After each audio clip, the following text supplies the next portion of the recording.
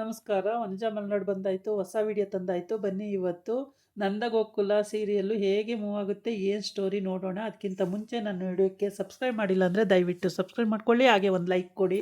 ಇವತ್ತು ನಂದಗೋಕುಲದಲ್ಲಿ ಅಜ್ಜಿ ಅಂದರೆ ಪಕ್ಕದ ಮನೆಗೂ ಗಿರ್ಜನ ಅಮ್ಮ ಎದ್ರು ಬದ್ರು ಮನೆ ಆಗಿರೋದ್ರಿಂದ ಅಜ್ಜಿ ತಲೆ ತಿರುಗಿ ಬಿದ್ದೋಗಿತ್ತು. ಅದನ್ನು ತೊಗೊಂಡೋಗಿ ಅಡ್ಮಿಟ್ ಮಾಡಿದರು. ಅದು ಆರಾಮಾಯಿತು. ಆದರೆ ಡಿಸ್ಚಾರ್ಜ್ ಮಾಡೋಕ್ಕೆ ಹೋದರೆ ಡಾಕ್ಟ್ರು ಡಿಸ್ಚಾರ್ಜ್ ಮಾಡಬೇಡ, ಇನ್ನೂ 2 ದಿವಸ ಇರ್ತೀನಿ, ಡಿಸ್ಚಾರ್ಜ್ ಮಾಡಬೇಡಿ ಅಂತೇಳಿ ರಿಕ್ವೆಸ್ಟ್ ಮಾಡ್ಕೊಳ್ತು.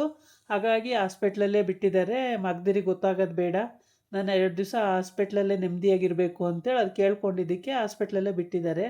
ಈಗ ಗಿರ್ಜಾ ಅಲ್ಲಿಗೆ ಹೋಗೋಕ್ಕಾಗಲ್ಲ. ಗಿರ್ಜನ ಮಕ್ಕಳು, ಗಿರ್ಜನ ಸೊಸೆಯರು ಯಾರೂ ಹೋಗೋಕ್ಕಾಗಲ್ಲ. ಹೋದರೆ ಅವ್ರು ಅಣ್ಣದಿರು ಅಲ್ಲಿ ಜಗಳ ಹೊಡೆದಾಟ ರಂಪಾಟ ಮಾಡಿಬಿಡ್ತಾರೆ. ಹಂಗಾಗ್ಬಿಟ್ಟು ಇವಳು ಹೋಗೋಕ್ಕಾಗ್ತಿಲ್ಲ. ಅಡುಗೆ ಮಾಡಿ ಅಣ್ಣನ ಹತ್ರ ಕೊಟ್ಟು ಕಳಿಸ್ತಾಳೆ. ಹೋಗೋಣ ನೀನು ಕೊಟ್ಟು ಬಾ ಅಂತೇಳ್ಬಿಟ್ಟು. ಒಬ್ಬ ಅಣ್ಣ ಇವ್ರ ಮನೆಯಲ್ಲೇ ಸೇರ್ಕೊಬಿಟ್ಟಿದ್ದಾನೆ. ಹಂಗಾಗ್ಬಿಟ್ಟು ಅಣ್ಣನ ಹತ್ರ ಕೊಟ್ಟು ಕಳಿಸ್ತಾಳೆ.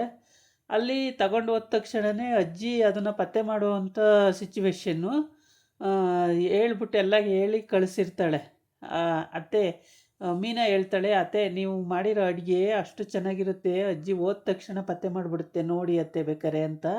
ಆಮೇಲೆ ಐಶುನು ಹಂಗೆ ಅಂತಾಳೆ. ಅದಕ್ಕೆ ದೊಡ್ಡ ಸೊಸೆನೂ ಬಂದುಬಿಟ್ಟು ಹೌದು ಅತ್ತೆ ಹಂಗೆ ಅಂದಿದ್ದಕ್ಕೆ ದೊಡ್ಡ ಸೊಸೆ ಮೇಲೆ ಸಿಟ್ಟಿರೋದ್ರಿಂದ ಅವಳಿಗೇನು ಹೇಳಲ್ಲ, ಸುಮ್ಮನೆ ಒಳಗೆ ಹೋಗ್ಬಿಡ್ತಾಳೆ ಗಿರ್ಜಾ. ಆಮೇಲೆ ಮೀನಾ ಹೇಳ್ತಾಳೆ, ಹೆಂಗಿರುತ್ತೆ ಗೊತ್ತಾತೆ, ನೋಡಿರಂತೆ ಇರಿ, ಹಂಗೇನಾದರೂ ಬಿಡ್ತಿ ಅವ್ರು ಬೇರೆ ಕಡೆ ಹೋದರೆ ನಾವು ಬೇಕಾದ್ರೆ ಹೋಗಿ ಅಜ್ಜಿನ ನೋಡ್ಕೊಂಡು ಬರೋಣಂತೆ. ಈಗ ಸುಮ್ಮನಿರಿ ಅತ್ತೆ, ಏನು ಹೋಗೋಕ್ಕೆಲ್ಲ ಹೋಗಿ ಸುಮ್ಮನೆ ಗಲಾಟೆ ಮಾಡೋಕ್ಕೊಳ್ಳೋದು ಬೇಡ ಅತ್ತೆ, ಸುಮ್ಮನಿರಿ ಅಂತ ಸುಮ್ಮನಿರ್ಸಿರ್ತಾಳೆ. ಹಂಗಾಗಿ ಇವ್ರು ಯಾರು ಹೋಗೋಕ್ಕಾಗಲ್ಲ. ಅವನಿಗೆ ಊಟ ವೈರ್ ಬ್ಯಾಗಲ್ಲಿ ಊಟ ಎಲ್ಲ ತುಂಬಿಸ್ಬಿಟ್ಟು ಕ್ಯಾರಿಯರಲ್ಲಿ ಕೊಟ್ಟು ಕಳಿಸಿರ್ತಾಳೆ.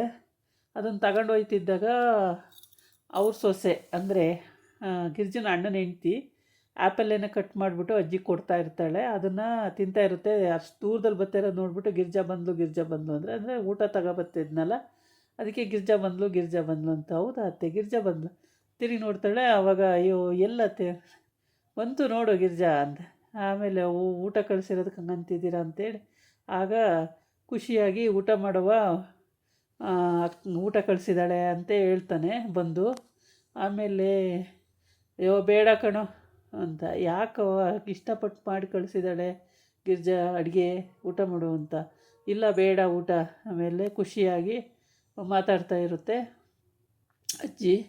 ತುಂಬಾ ಖುಷಿಯಾಗಿದೆ ಮಾತ್ರ. ಹಾಸ್ಪಿಟ್ಲಲ್ಲಂತೂ ದಿನಾ ಮನೆ ಒಳಗೆ ಜಗಳ ರಂಪ ಹೊಡೆದಾಟ ಅದನ್ನು ನೋಡಿ ನೋಡಿ ಬೇಸೆತ್ತೋಗಿತ್ತು. ಈಗ ಹಾಸ್ಪಿಟ್ಲಲ್ಲಿ ಆರಾಮಾಗೈತೆ ಮಾತ್ರ. ಆಮೇಲೆ ಇಲ್ಲಿ ನಂದನ ಮನೇಲಲ್ಲ, ಗಿರ್ಜನ ಅಣ್ಣನ ಮನೆಯಲ್ಲಿ ಇವರು ಗಿರ್ಜರ ಮನೆಯಲ್ಲೆಲ್ಲ ಹಾಸ್ಪಿಟ್ಲಿಗೆ ಬಂದು ನೋಡಬೇಕು ಅಂದರೆ ಗಿರ್ಜನ ಅಣ್ಣದಿರು ಎಲ್ಲಾದರೂ ಹೊರಗಡೆ ಹೋಗಬೇಕು. ಅದಕ್ಕೂ ಈ ಹುಡುಗರೆಲ್ಲ ಸೇರಿ ಒಂದು ಪ್ಲ್ಯಾನ್ ಮಾಡಿಬಿಟ್ಟಿದ್ದಾರೆ ನಂದನ ಮನೆಯವರು.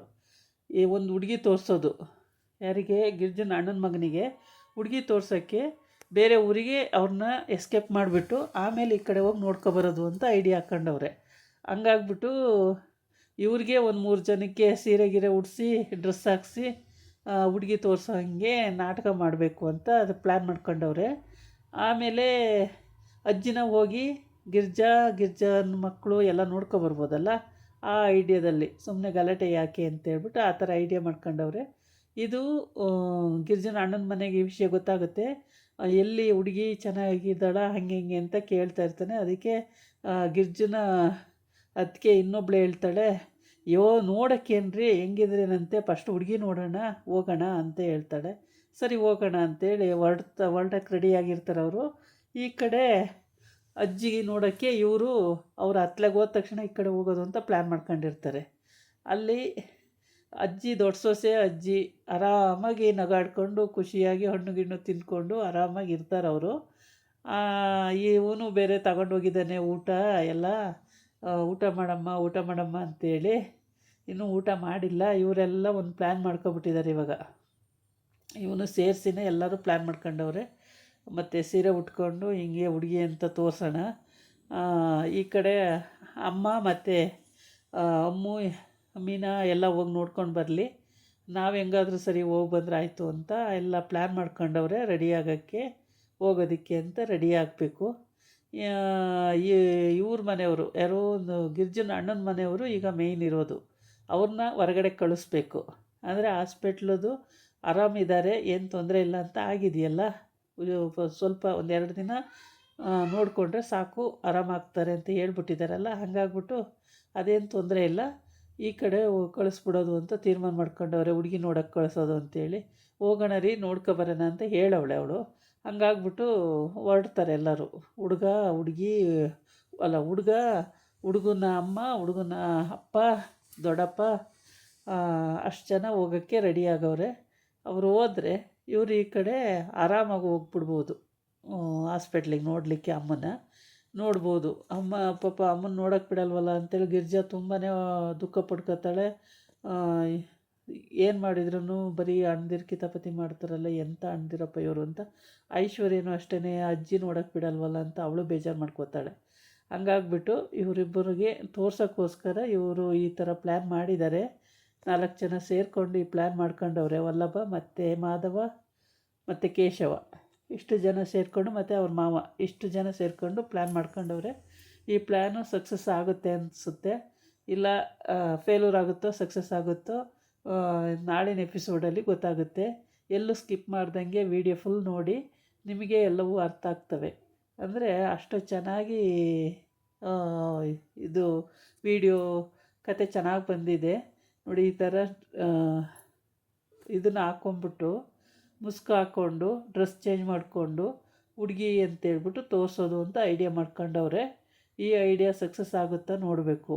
ಏಕೆಂದರೆ ಇವರು ಯಾವಾಗ ನೋಡಿದ್ರೂ ಆ ಎದುರು ಬದ್ರು ಬಾಗಿಲು ತೆಗೆದ್ರೆ ಅದೇ ಗಲಾಟೆ, ಅದೇ ಜಗಳ, ಅದೇ ಹೊಡೆದಾಟ, ಯಾವಾಗ ನೋಡಿದ್ರೂ ಕಿತ್ತಾಡ್ತಾನೆ ಇರ್ತಾರೆ.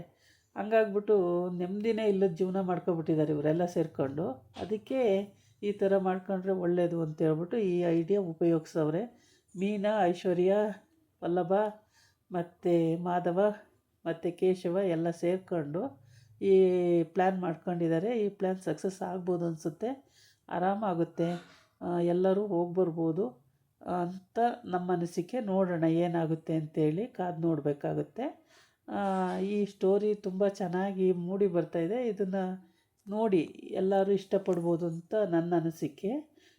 ಗಿರ್ಜನ್ ಪಾತ್ರ ತುಂಬ ಚೆನ್ನಾಗಿದೆ. ನಂದನೂ ಕೂಡ ತುಂಬ ಚೆನ್ನಾಗಿ ಮಾಡ್ತಾನೆ. ಮೀನೊಂದಂತೂ ಎಕ್ಸ್ಟ್ರಾರ್ಡಿನರಿ. ಐಶ್ವರ್ಯ ಇನ್ನೂ ಚೆನ್ನಾಗಿ ಮಾಡ್ತಾಳೆ.